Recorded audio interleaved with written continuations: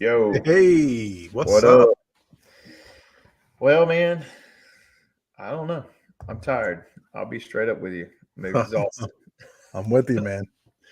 In a Oh, different capacity. yeah. Yeah, you're physically, right? I am physically totally exhausted. This may be the shortest show we conduct. Like Is the it may internet? be like 15 minutes, or I may fall asleep on you in the middle of the show. Oh, okay, gotcha. I thought you had like somebody on like a treadmill with the internet, powering the internet. Okay. No, man. Today was I ran a marathon today in Mississippi, and it Man, was brutal. congratulations, bro. Yeah, That it is was awesome. cool. And I was shooting for I was shooting for a 4-hour time mark and I didn't hit it. And I'm kind of aggravated about it. And I'm aggravated because like it wasn't my cardio that was out of shape. Yeah. That was my fear. It literally like in all the training I've done, I have yet to have leg cramps. That is not something I deal with. Oh, really? But I haven't ran over 20 miles in my training plans. And so I ran when I got to mile 20, somewhere between mile 21 and 22, my left thigh, the back of my thigh, just locked up, just and I was like, Like oh the crap. hamstring? Yeah, like I couldn't run. And I was like, oh man, like what am I gonna do? And then I'm thinking, okay, I must be out of salt or something. So like when you run that far, you Yeah. pack 2 packs and salt tablets. So I had some salt tablets, and I'm just like A little, eating salt tablets, even though little it's probably smelling way too salt late, too. right? But I've been, yeah, right, yeah. So it's, I don't know, man. It's like I fueled right through the whole race, thought I did everything right, and still ended up with the cramps. And I'm like, bro. And I was on par to like beat my time that Dude, I that's set, and I didn't do it. I came so in you 19 literally minutes late. for 4 hours you were moving for 4 hours. 4 hours and 19 minutes. Yeah, it's ridiculous. Yeah. I played a full hockey game straight because we had nobody show up one time. That's about it, man. Yeah. Dude, I was breathing so hard through my mouth, like mouth breathing. Yeah. I was like, Yeah. oh my God, my teeth hurt. It But was for crazy, man. 4 hours, man. I It was don't even think I could read a book for 4 hours, bro. It's so fun, dude. I know it sounds crazy, but like if you train for it, it's hard. Don't get me wrong. It's daunting. It's mental exhaustion. And when you're out there and you get like beyond mile 18, you're thinking, what the hell am I doing? But up until like about mile 18, you're thinking, this is fun. And I'm kicking butt and it feels good. Like I was Yeah, cruising, man. that's awesome, man. I No got to give it pain. to you. Every time I think I should work out, I think about you and Eric, and I'm like, I'm still not there yet. You just got to pull that trigger, bro. Got to pull that Yeah, trigger. So I have a race photo, nice. right? So I'm going to share a race photo. You'll get a Throw it kick up out of there, this. man. So Kick it on the screen. here is the race official finishing race photo from the marathon today. Ready? You ready, Ed? Ready? Booyah. Oh my God. That is probably 100 yards after the race, man. Holy smokes. And my No kids wonder are- why you can go 4 hours. Look at your My- shoes. They're size my- 15 shoes. My kids are climbing all over me, and I'm like, Holy please schmoz. stop. Please stop. Like, I can't feel my That's why legs. there's random kids' shoes in there. Okay. That's Gotcha. right. Yeah. They were climbing all over me. I'm like, now's Oh, not that's the a time trip. for that. That's No, a dude, trip. let me tell you what, to lay down never felt so good. Dude, that is funny, man. It 4 was just like, hours. my wife's like, yay. And I'm like, get out of the way. All right. And let me remind you, you've got like titanium in your leg. Oh, yeah. So how did all that got started, man? I broke my leg. And so you know, You got a picture I'd of that gotten X-ray? chunky. Oh, you know what? I do. It would take me a minute to dig it up. I could dig it up. You think it's Dude, worth showing where all dude, this every began? time you tell me this story and I look at that X-ray photo, I start like sweating. I'm like, I can't handle it, man. Yeah, man. Like, Let me see if I can find a photo so we can I don't show know, man. people why this has become. I get queasy when you talk about that. Oh, Yeah. dude, and it's funny. I felt so bad. I apologize, man. I was like at the roller rink. I'm like, oh yeah, man, I got skates. I'm gonna start skating again, and I totally forgot. Yeah, my kids don't skate. Yeah. They're like, nah. They watched that and it traumatized them. They were like, yeah, Oh, that's right. The never kids gonna were do there, that. right? Yeah, they were. Oh, I'm starting to sweat right now just thinking about it. I'm like, did it come through the skin at all? No, it didn't. Um, Here we Dude, go. and I played years of hockey the same way. I mean, Oh, I well, got some good photos. Here we go. I've had my buddies fall through the ice. So story goes as such, and if you've never broke a leg, let me tell you something. You don't want to. It is. It's probably the worst thing I've ever been through. Yeah. Was a broke leg. Like you lose control of not only like your leg, but your arms too, because like Really? your arms are doing everything to hold up, like to move yourself around your house. So you can't put something in the microwave because you can't let your arms go away of the table. So you can't do that. So you're constantly like thinking like, well, I can't let go of this or else I'll fall down. Right. And like taking a shower. I mean, all of it was brutal. Here's a good photo. Yeah, let me see that. Cool. Or not. I don't even sweat any more than I am now thinking Yeah. about it, bro. Oh, If you're out there and you're watching, prepare yourself. If you don't like to see broken bones, this is not. You may want to like kill the show for like 5 minutes on your side. view discretion advised. Yep. So let's see. Well, There's it's the just an break. X-ray on one, right? Yeah, look, there's the Oh, X-ray. So there's the break. It dude, broke how'd they fix that?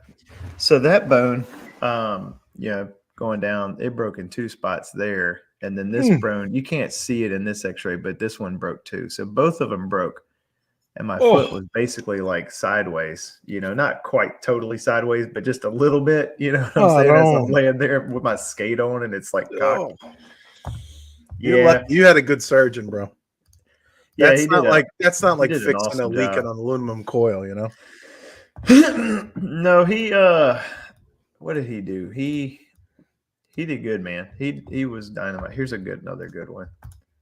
Let's see. You got any pictures of like? Can you see your leg? Like Conor McGregor? There's the rod and the leg. So you could see they straighten your leg and then they put the rod in it. Like he cut me below my kneecap and they peel it back and then they drill it and then they put the rod in after it and then they pin it. So you can see this tiny little hole right here.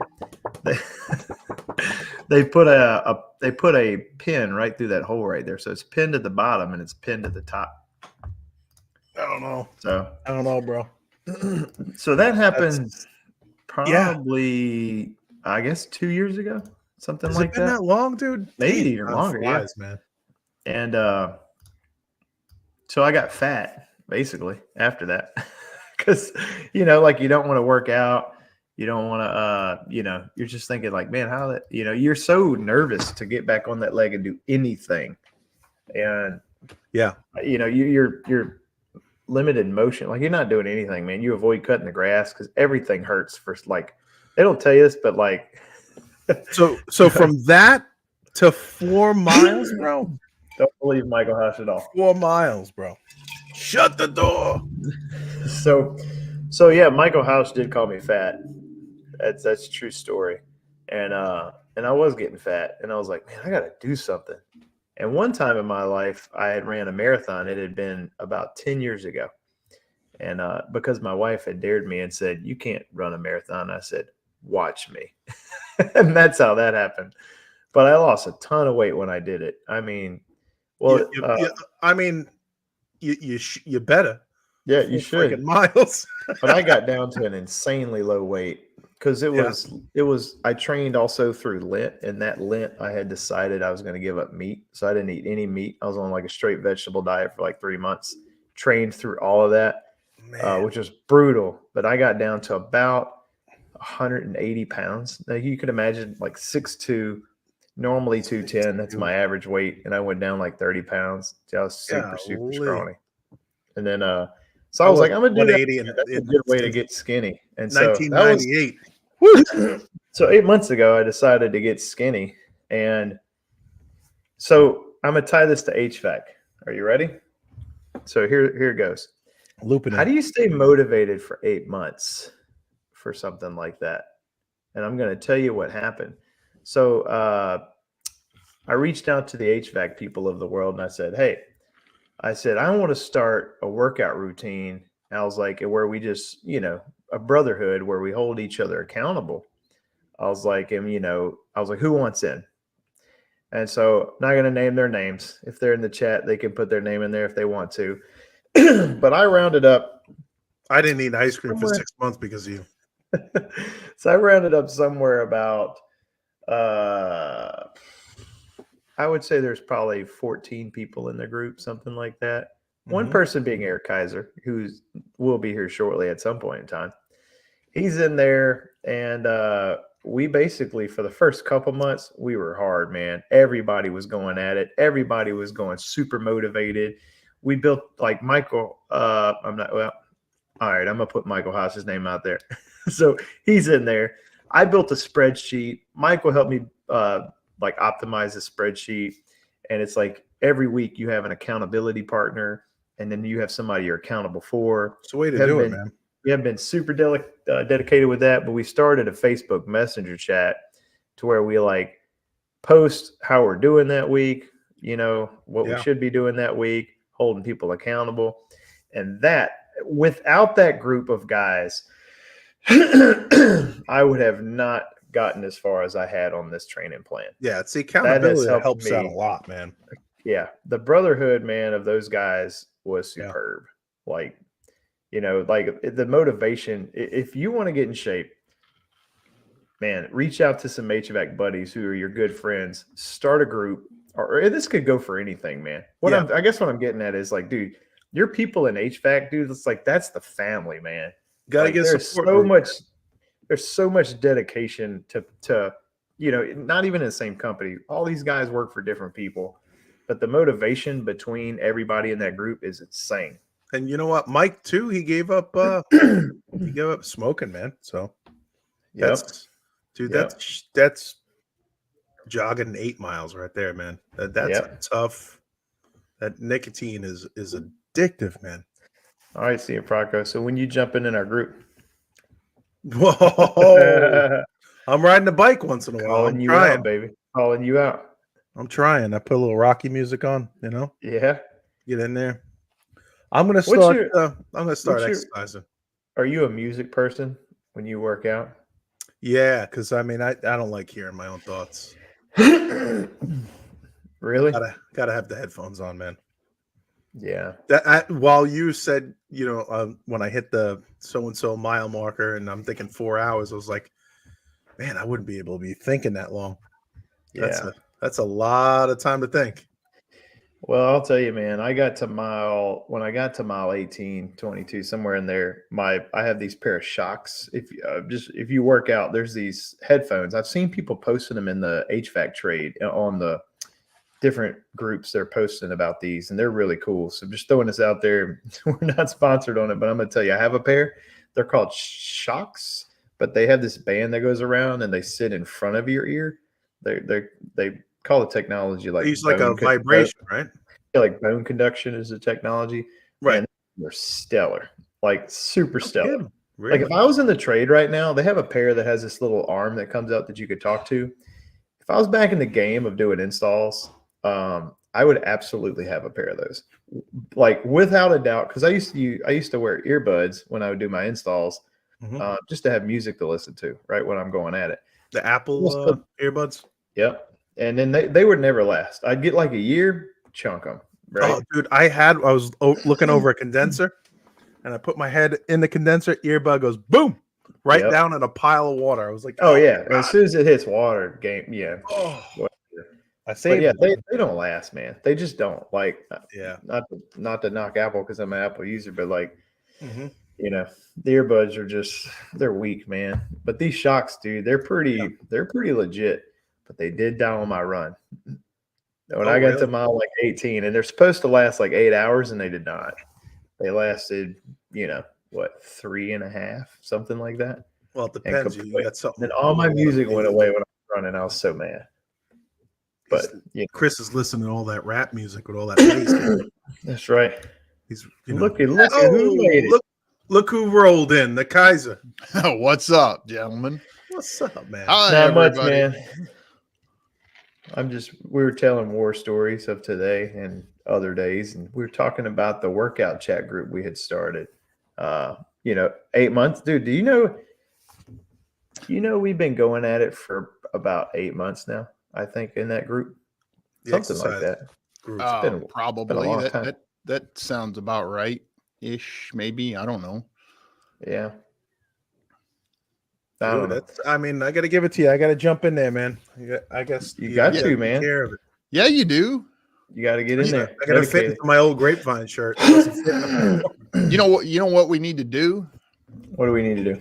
We need to get another. We need to get another team for a half marathon together next year or 2024. Yeah, that would be really cool. Okay, so we named the show #HVAC Life. We should probably tell them where that came from. And this is why. So I'm trying to start something here with that, like, because I don't know if anybody's really used it before or not, and I'm kind of thinking maybe we should use that hashtag for something like when you're doing something motivational and it's going to motivate other people. Maybe you tag it with HVAC Life. That's kind of where I'm going with that. Yeah. So, because this show's about motivation, you know what I'm saying? Yeah. And HVAC Life, this kind of like, well, if anybody doesn't know, me and Eric and another guy in the trade, Chad Simpson, did a half Ironman. How long ago has that been? It was the end of July. Okay, we did it in July. Yeah. And we named our team 5 months. 5 months now. 4 months. We named our team HVAC Life. Nice. Hashtag HVAC. Hashtag HVAC Life. Yeah. That's right. Hashtag Jim Oaks. So if you're out there doing something motivational and it's going to, get people excited and want to make them be motivated, hashtag HVAC Life that thing, man. Let us see it, Heck yeah. And you know what? It would be fun. I think it would be very fun. And we're the three of us are going to do another one this year, right? I think we agreed on that. I would, at this point, I'm totally prepared for that.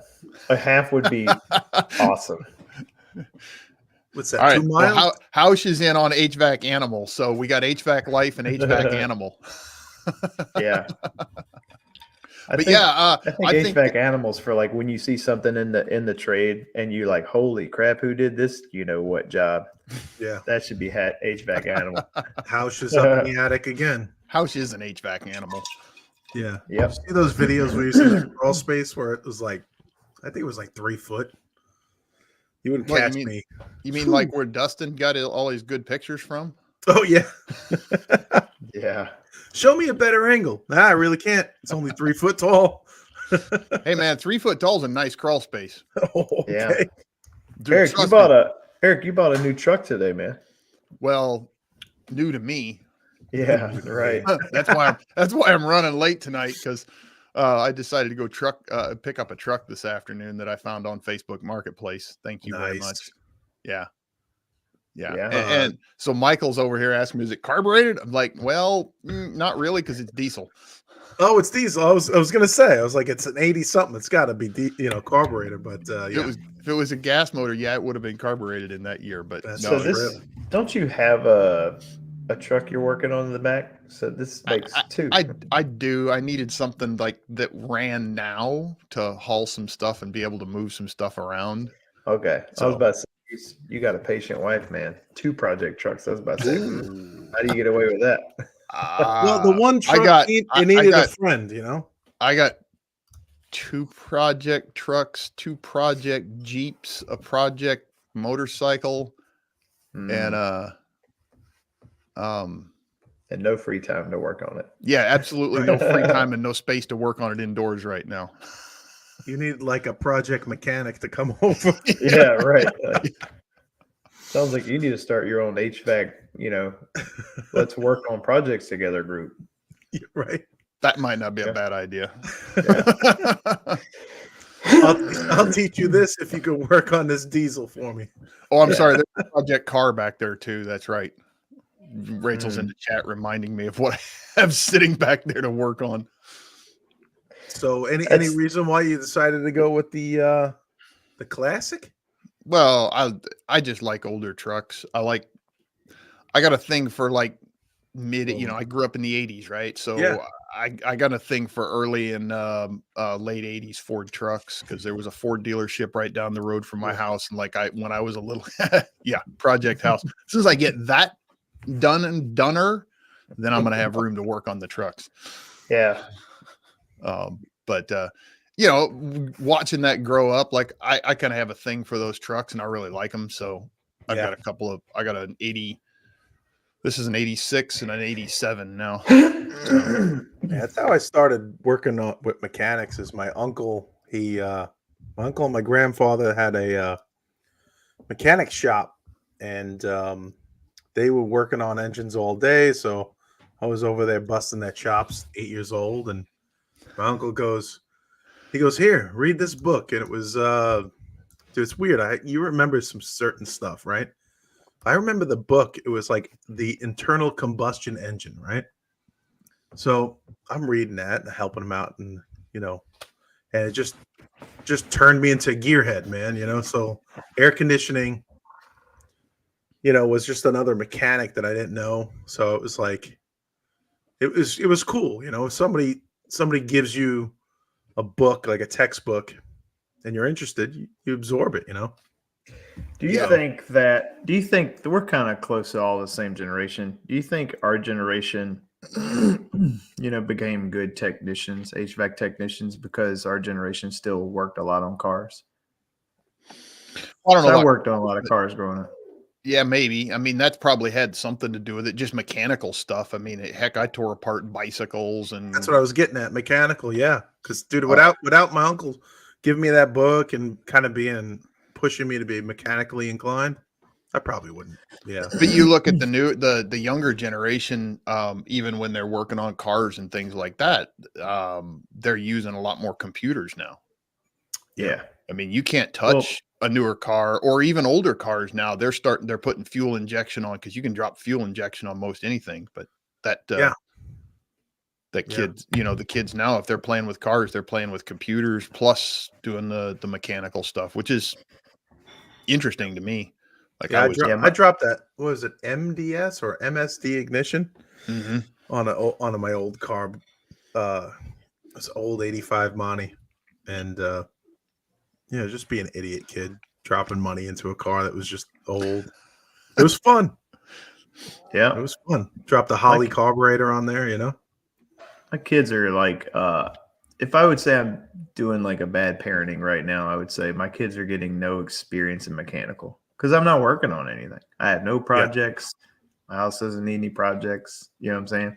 I have space. I feel like I'm losing in that area too. It's like, man, I got some boys, like they need to know how to fix stuff. Like they need to, they need to know what each tool is, and they're younger, so it's not like, they're not quite there yet, but it wouldn't hurt to get them started. I need a project. I know, right? Pick a project. I feel like I'm slacking in that area, man. Yeah, dude.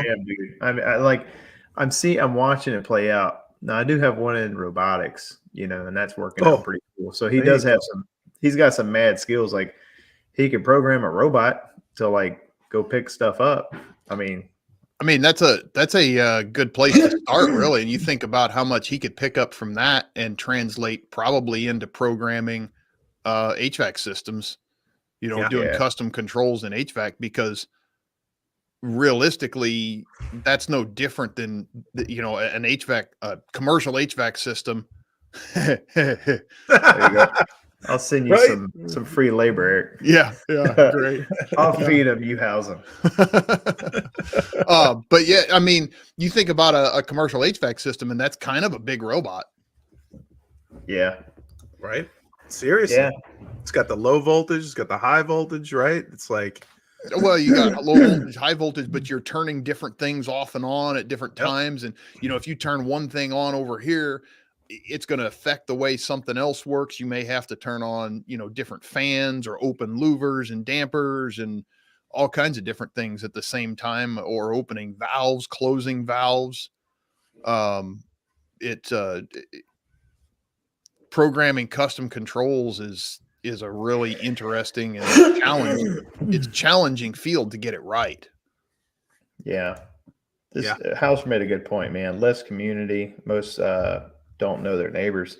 I agree with that, man. And that is something that's kind of a bummer. Sad. Like I remember growing up, pastor touched on that, man. Nobody sits in the front yard no more. Everybody's in the backyard. So you don't get to meet your neighbors anymore. Yeah. I mean, my neighbor 2 doors down, we're pretty tight, but I don't know. We don't hang out, but we're, crazy.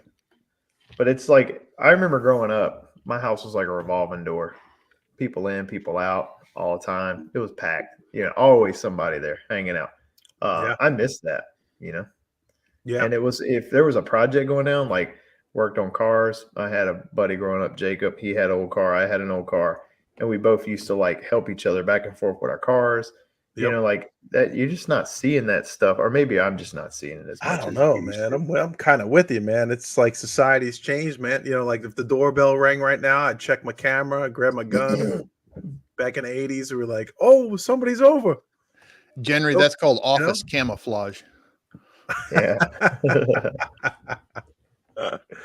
It's just different, man. Came free really with the tiles.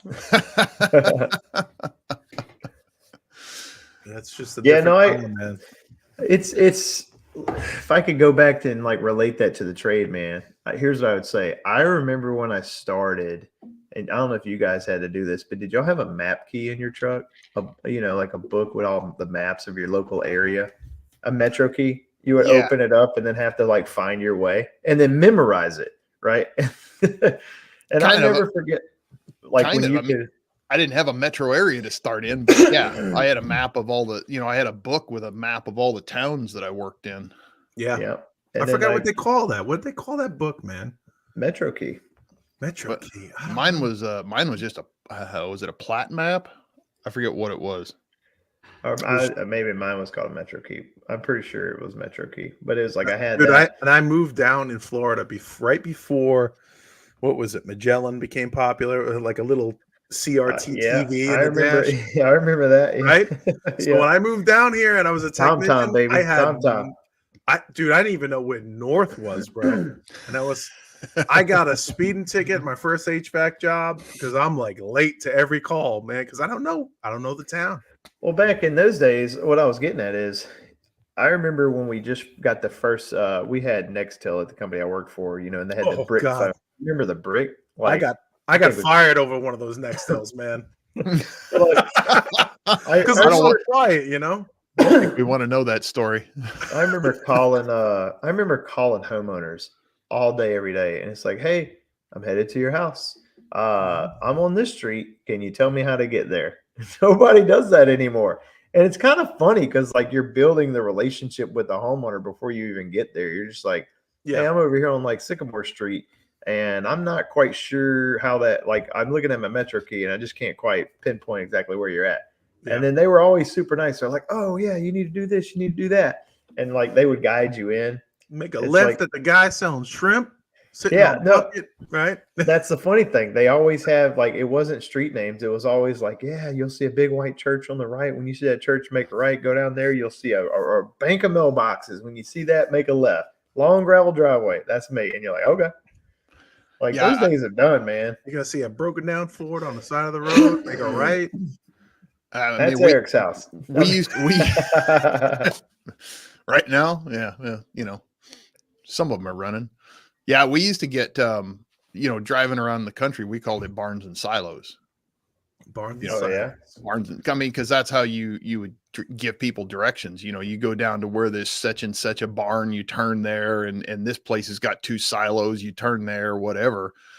And it would it finally became a joke at some point because some guys would be like, well, you turn left at the driveway where the dog is sleeping at the end of it. And they're like, wow, what if the dog's not there? No, trust me, the dog will be there. It always sleeps at the end of the driveway.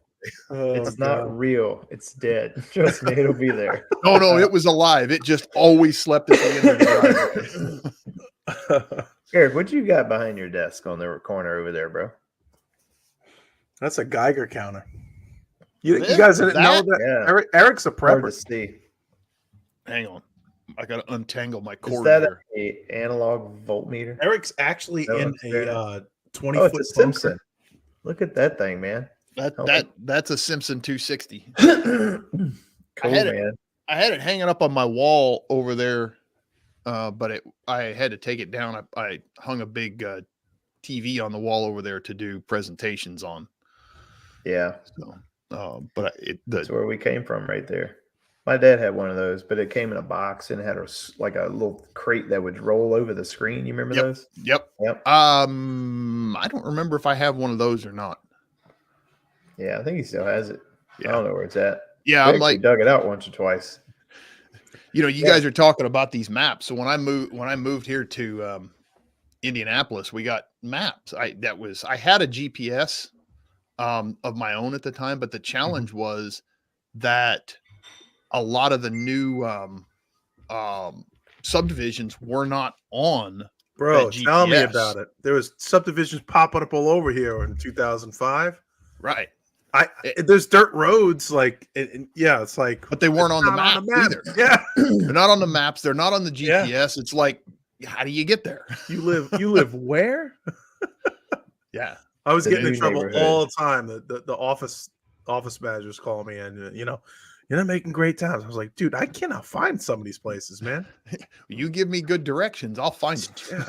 So I got the Magellan after that. Yeah. And now dude, I could share on maps with iPhone. I could share my location with somebody going to their job. Yeah. How cool is that? How do you think the GPS has impacted the efficiency, and not only the efficiency, but how business owner has played into that efficiency?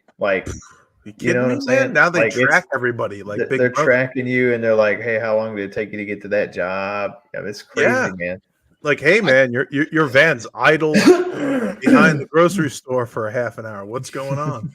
Yeah, I think it has made people more efficient from a time perspective. Because here's a couple things. So one, to me, now we have voice guided directions. I can read out, have that read out to me. So I'm not constantly looking down at a map or trying to memorize a map. I can just go.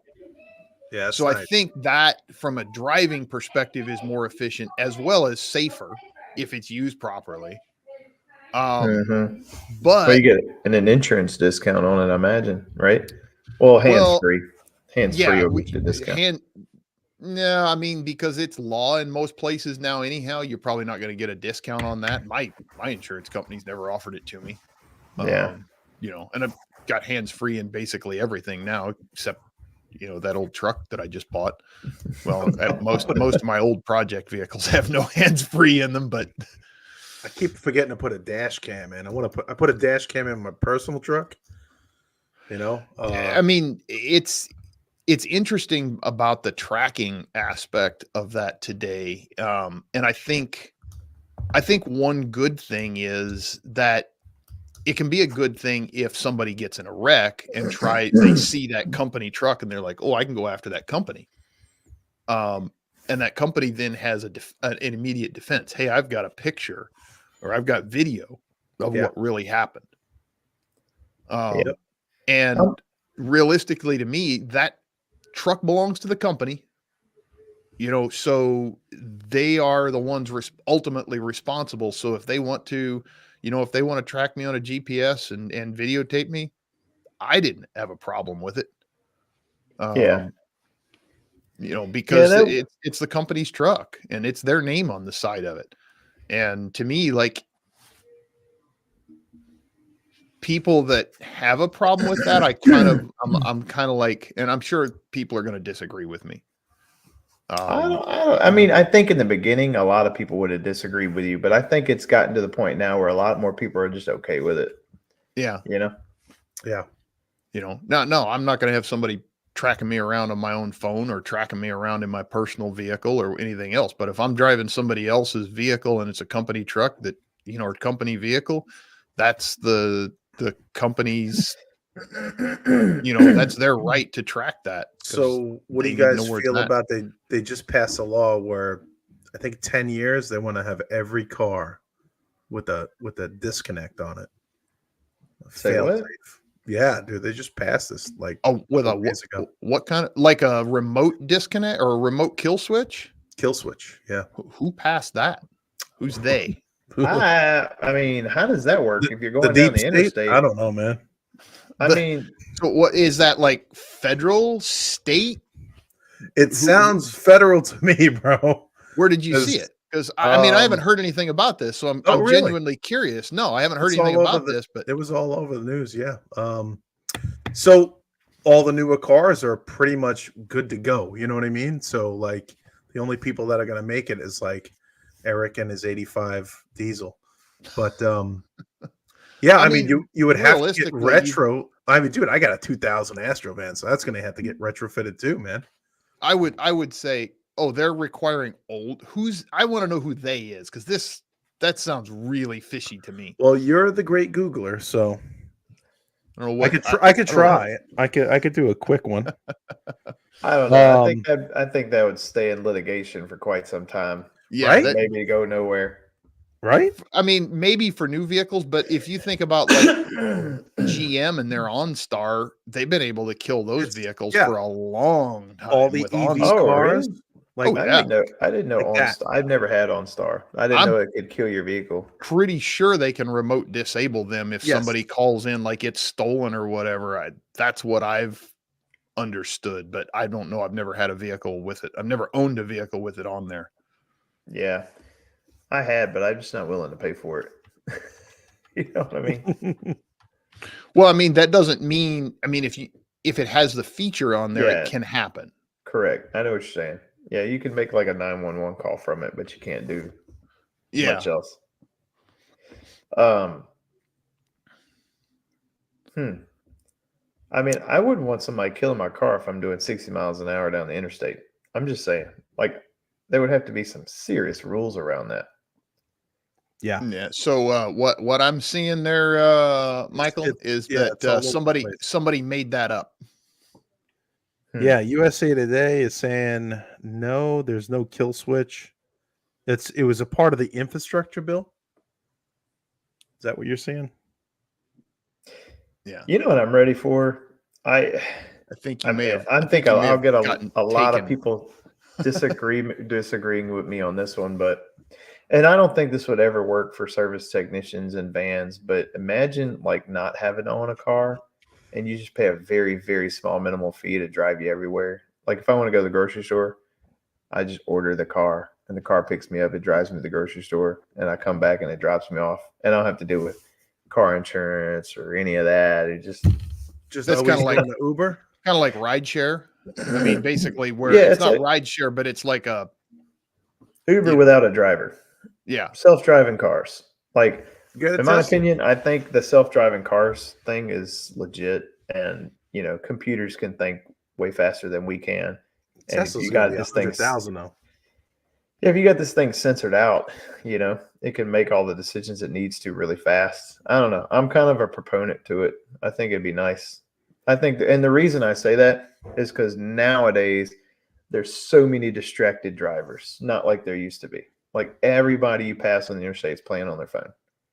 And it's so you would want like other people to do it. Yeah, man. Go drive down the road and look left and right. I mean, dude, everybody's playing on their phone. Bad, dude. It's so just bad. Like it's dude. I watch people on the road like this. They're just heads down. I'm like, yeah, and they're drifting lanes and everything, man. It's we've gotten really comfortable being on our phones when we drive. So what you're saying is you're distracted by the distracted drivers? I'm saying my You're looking skill left set. and right. You're looking around, going, "Hey, what are you doing what are you doing on your phone? You're I'm supposed to saying be you're supposed to watch straight ahead on the road, bro." My wife, she my gets mad defensive when I skills look drive at the have went phone way too. up. Yeah. My skills of my defensive driving skills, man, they could put me in NASCAR right now. You know what I'm saying? I'm just like bobbing and weaving these people on their I phones. got the phone on a nice dash mount right in front of the windshield. I was trying to show the wife something. I'm like, hey, take a look at this, and she's like, you got to stay on the road. I was like, I agree with you. I understand. Yeah. But, we get comfortable, We do. I have a bad habit of checking 15 messages. years, clean driving record, Yeah. Where you're telling me is there's a lot of good defensive drivers around you. They know you, man. You've been profiled. Their dash cams are for you. That's right. Like, watch out for that guy. He's all over the place. We just drove down to Miami, man, and it was like, it's crazy there, man. I mean, dude, we got back and I looked on the news and there was like an 18-wheeler like blew up on I-95. That place is like, what was that movie? Mad Max? Yeah, I used to eat lunch and drive. But I used to I ate like a nice sandwich, get the knee. Got the knee going. Dude, everybody's guilty. Like, Don't listen to me, guys. Don't listen to me. You're so guilty. Like, I've been totally guilty of eating on the road. Who hasn't? Yeah, I think everybody in here probably has at one point in time or another. I mean, there's actually, if you can't drive straight on the highway, I mean, come on. Yeah, but the problem is it's the sudden swerve you might or might not have to make. Yeah. If everybody's driving straight, it's all right. That's what drives me crazy about traffic, man. I'm driving all the way down to Miami. Somebody's on the side of the road fixing a tire, and everybody's rubbernecking. It's like, bro, move over. Well, it's just 2 lanes. Just drive straight. Stop rubbernecking, looking at this guy changing the tire.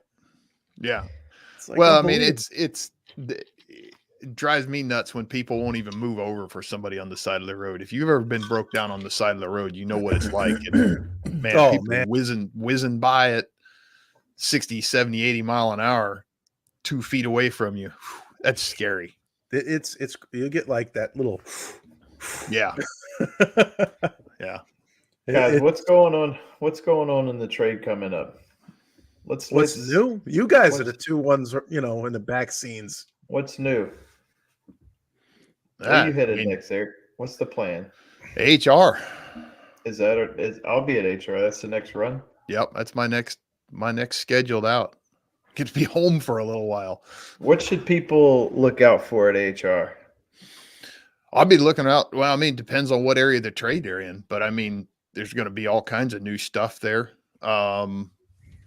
New tools, new products. I mean, we've got all kinds of new products out with A2Ls now. We got to have products out, with SEER 2. I would imagine there's technological advances going to be shown. That's the place where a lot of stuff gets announced. Yeah, I was going to say, man, is there anything you've probably got a little bit inside scoop on a lot of this stuff? I don't know what you're willing to talk about, what you're willing that you cannot talk about. If I have an inside scoop on something, I can't talk about it. Right. Yeah. Yeah. Tell us what you're not allowed to say. Let me tell you if I'm not allowed to say anything. So, I'll give you the inside scoop as soon as you give me yours, Chris. You show me yours, I'll show you mine. I'll give you inside scoop. I am doing a class with David Richardson at AHR. If you're going, you should be there. Nice. That's what I'll tell you. So here's a fun thing. That's a good point. So yeah. Bill Spohn and Ben Lipscomb from NCI and myself are going to be doing a class together, talking about some of the pitfalls of electrification and some of the challenges that we face. So that's going to be an interesting one. Cool.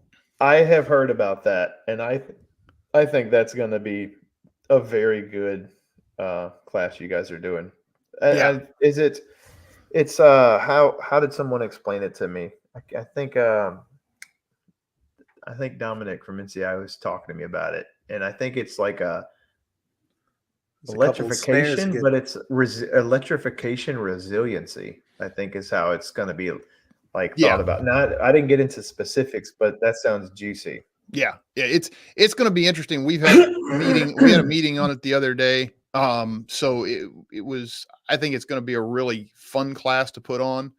We're going to bring our own, our viewpoints and what we see happening in the world beyond, heat pumps are great. Electric is great, but there's challenges with everything. Yeah. I mean, Yeah. every single kind of energy source out there, there's challenges. So we're going to talk about some of those true. and we're going to, Did you see Ty Banana Man? He totally Michael Housed me. Why? He called me a bad word, and I was like, Really? "Man, Ty, you're right. I'm being such a freaking wuss with this subject." He's talking about fixing electric heat pump water heaters. I'm like, I was being a typical. I was being a typical. That was a freaking great HVAC. chat. I was being a typical HVAC, pain in the balls. Like, sell him a new one? Yeah, well, not even that. Not even that. I had like the mentality of like the typical HVAC guy. Like, oh no, nobody's gonna want to work on that. You made a good point though. They should be. And I don't know.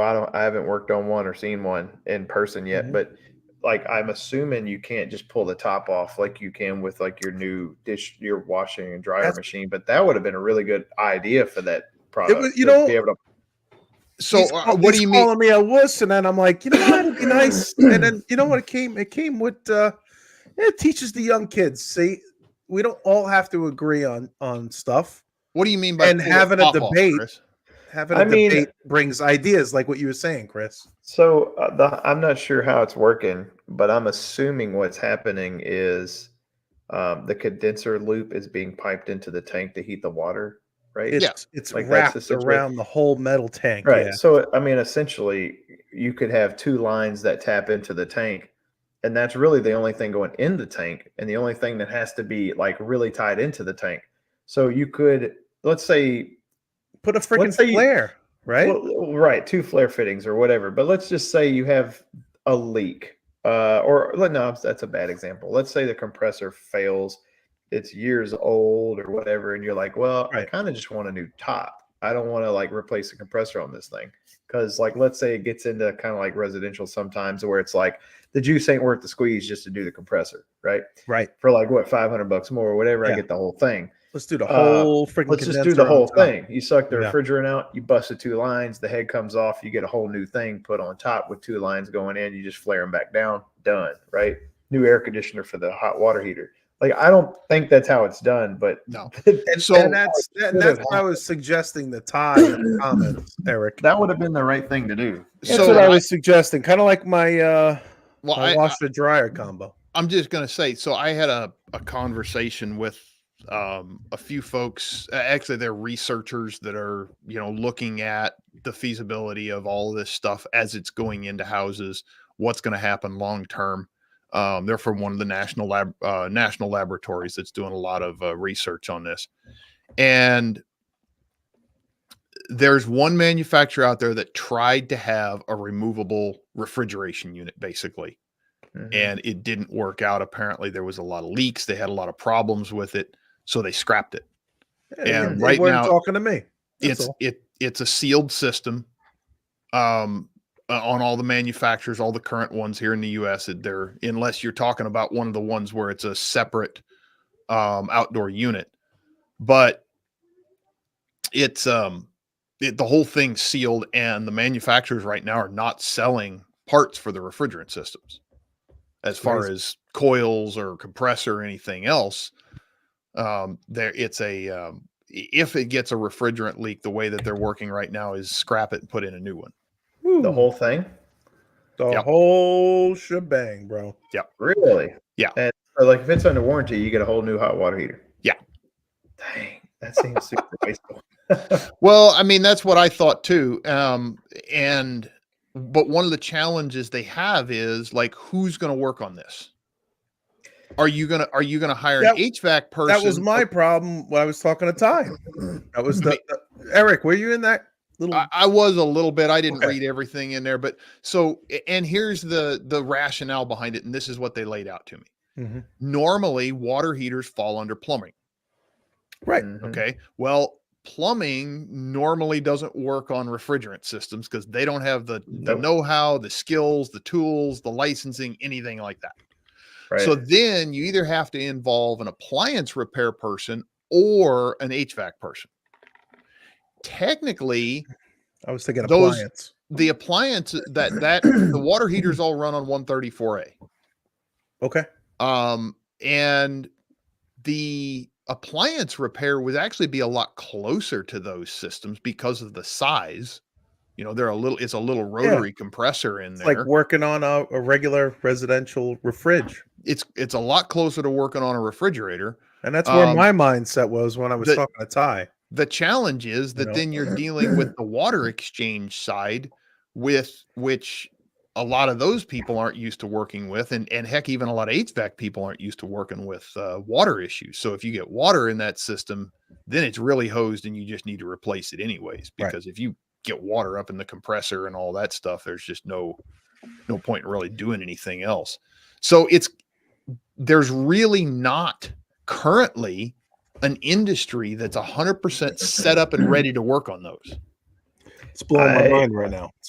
I would think that falls under HVAC because I would agree with you, but HVAC deals with water, with geothermal, cooling tower. Most HVAC people aren't used to working. They're not used to working on systems that small. They can barely handle their own residential practices.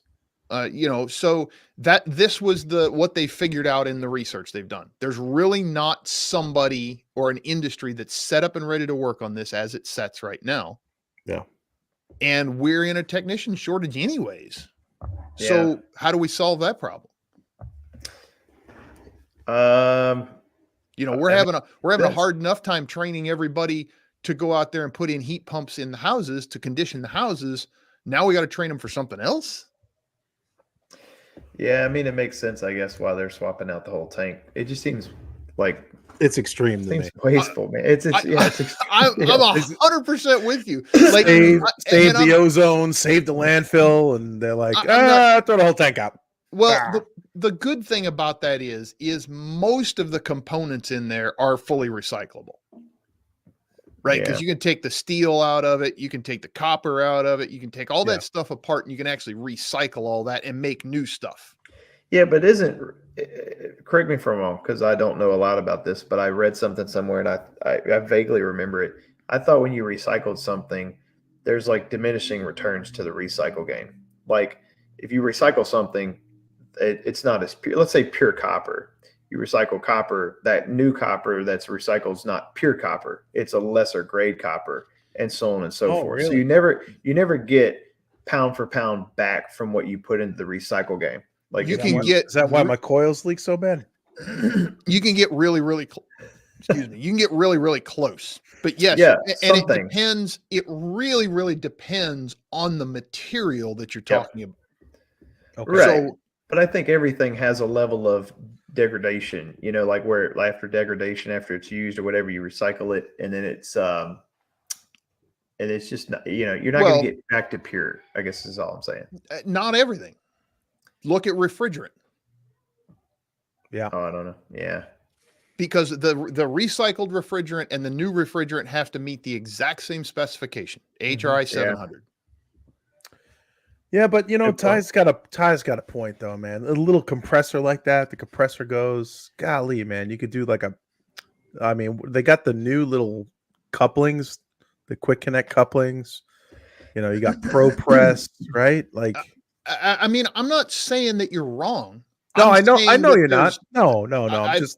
I'm in agreement with you, but there's not an industry because now we have to, then you have, where are you going to connect to make a vacuum? Where are you going to connect to charge it? Because there's no ports on there. Now you got to start putting all that stuff in. So there's a lot that goes into that, and that takes a lot of time in a customer's house. And who pays for that? A lot of billable hours. It is. Yeah.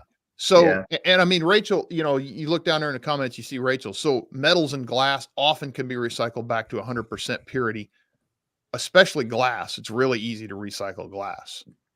Plastics is almost impossible to recycle. Now, when I say recycle, I'm talking about turning it back into the same thing that it started life as. Plastics typically get downcycled into something that's less valuable.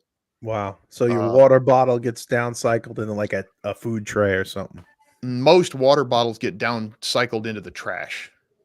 Yeah. Wow. Yeah. Yeah. Water bottles the last resort, man. So think about that. I told that I've been telling people I'm not throwing anything into the blue bin. I just throw it into the green bin. Just go let them sort it. Cardboard, paper products can get recycled pretty easily. They can get made back into the same basic thing. A lot of metals can get made back.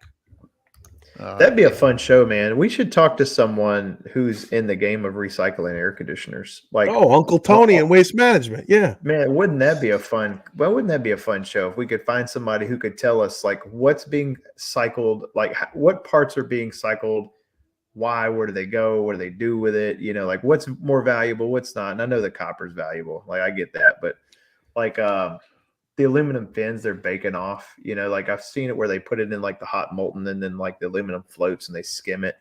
But like what does that aluminum get used for? You know, I don't know. New washer dryers might be used to make new pump hot water heaters. Might be used, probably gets used to make new fins on the next round. Dude, I watched this crazy video where this guy took a whole pot of mercury, right? And he took a Harbor Freight anvil and he floated that bastard right in a vat of mercury. So my brain starts tweaking out. I looked up the properties of metal. Yeah. And I found out, dude, copper is heavier than iron. Like what? Come on. Seriously? Did I get the right chart? I don't know, man. You can pull up a periodic table if you want to. Dude, there's crazy properties that I had no idea. Oh, metals are wild. Metals are weird, dude. You're right. That's like one of the problems with the lithium batteries. You know, they talk about not taking them and stuff on airplanes.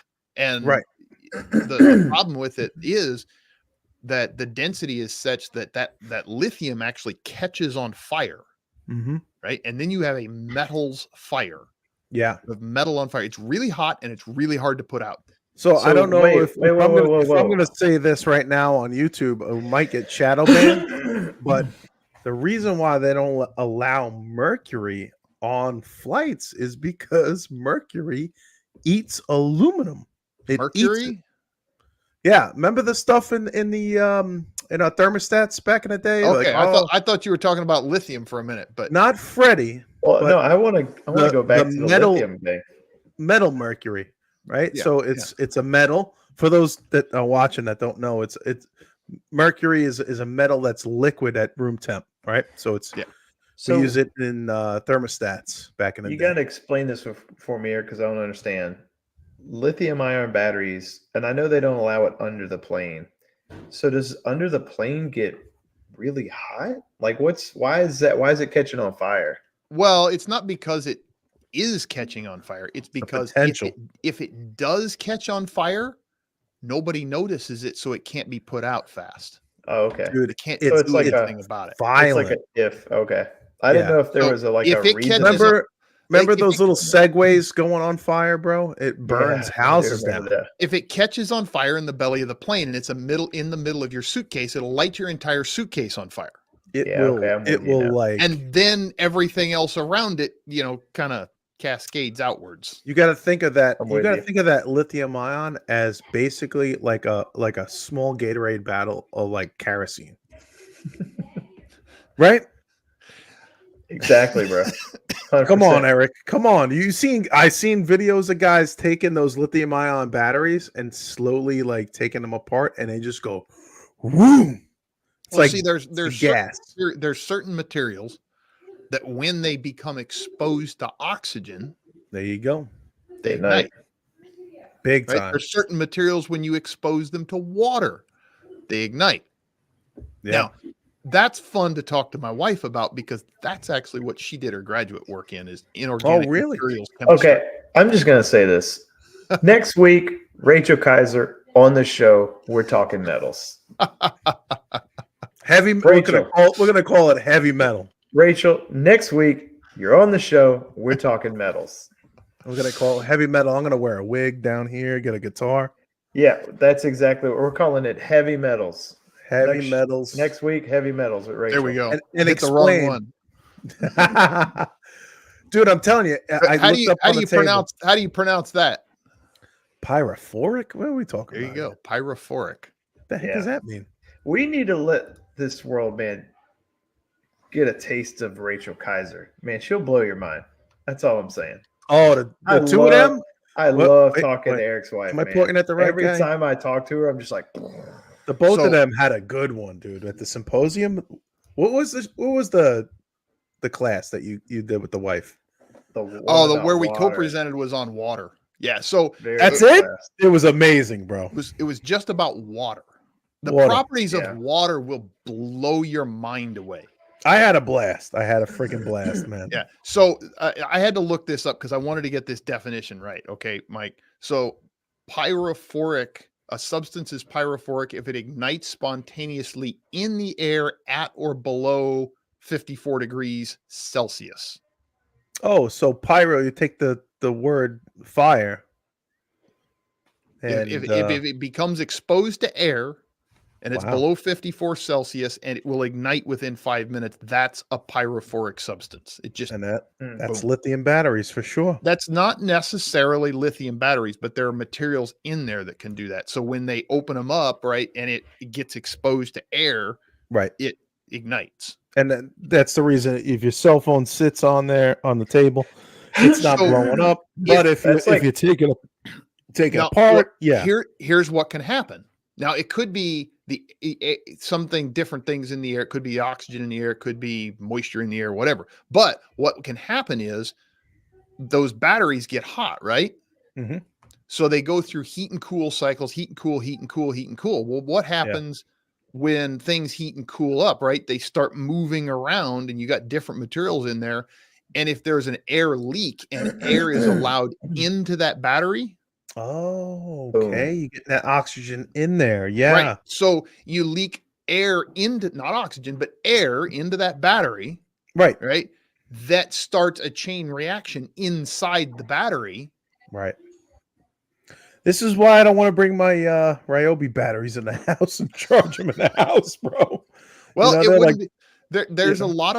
there's actually a few batteries that have started fires like that on a drill chargers. I got one question, but we're running out of time. I'm gonna just throw it out there. But if you have a lithium battery fire, what's the recommended way to put it out? Let's talk to Rachel next week on that. Oh, all right. I like the way you dropped it like that. That was a good one.